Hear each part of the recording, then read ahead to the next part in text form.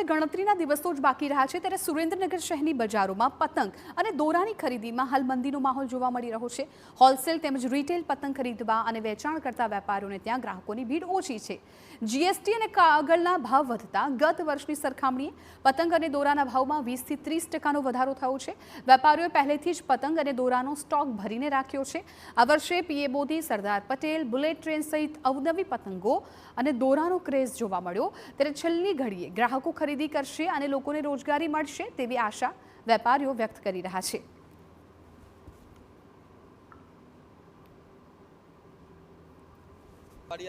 એવી મંદી છે ધંધામાં કે પતંગ દોરામાં કે કોઈ કસ્ટમર અમારી દુકાનમાં દેખાતા નથી।